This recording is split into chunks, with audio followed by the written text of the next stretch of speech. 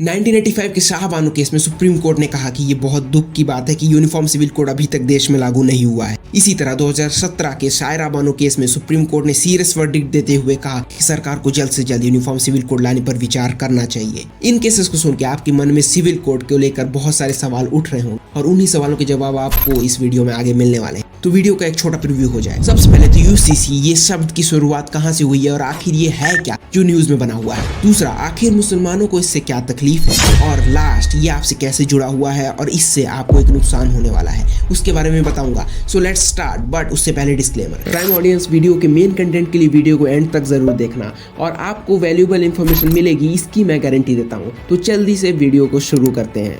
UCC यानी uniform civil code, इसकी story की शुरुआत होती है 1948 में, जब हमारा कॉन्स्टिट्यूशन बन रहा था। उस समय कॉन्स्टिट्यूएंट असेंबली में बहुत बहस के बाद भी इसे लागू किए जाने पर डिसीजन नहीं लिया जा सका और इसे बना दिया गया 444। ये क्या है? मतलब कॉन्स्टिट्यूशन के सेक्शन 44 का पार्ट 4, जिसमें लिखा था कि भारत की संसद यूसीसी को भारत में लागू करेगी। लेकिन हमारे देश में सरकारी काम कितने जल्दी कंप्लीट होता है ये तो हमें पता ही है, इसीलिए ये काम 73 साल से पेंडिंग है। स्टोरी अच्छी है पर ये होता क्या है ये तो बताओ। ओके बताता हूँ। यूसीसी मतलब सभी धर्मों के लिए शादी, एडॉप्शन, तलाक और जायदाद के बंटवारे के लिए सेम कानून, जो कि ज्यादातर देशों में लागू है। लेकिन हमारे देश में ही हिंदू और बाकी धर्मों के लिए अलग हिंदू मैरिज एक्ट है और मुस्लिमों के लिए अलग पर्सनल लॉ है। तो प्राइम ऑडियंस, सवाल ये उठता है कि इंडिया सेकुलर कैसे हुआ जब सारे धर्मों के लिए एक कानून नहीं है। तो अब जो ये सेकुलर चिल्लाते रहते हैं उनको तो इसके समर्थन में होना चाहिए, लेकिन नहीं, तुमसे ना हो पाएगा। क्यों नहीं हो पाएगा ये आगे आपको इस वीडियो में समझ में आने वाला है। इसी के साथ हमारा अगला पॉइंट शुरू होता है कि आखिर मुस्लिम्स को इससे क्या तकलीफ है भाई? मुस्लिम्स को इससे क्या तकलीफ है। इससे जानने से पहले आपको इसके फायदे समझने होंगे, लेकिन उससे पहले आप मेरे चैनल को सब्सक्राइब करना भूल रहे हो तो चैनल को सब्सक्राइब कर लो ऐसे ही वैल्यूएबल कंटेंट के लिए, और वीडियो अच्छी लग रही हो तो लाइक जरूर कर देना।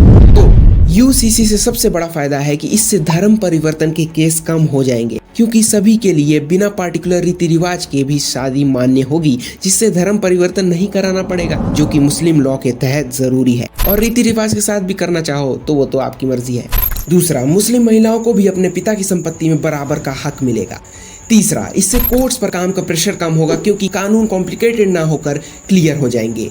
ये एक बड़ी राहत होगी, क्योंकि इंडियन कोर्ट्स में लटके हुए केसेस की संख्या और इंडिया से फुटबॉल और क्रिकेट दोनों में हारने के बाद पाकिस्तान की हालत किसी से छुपी नहीं है।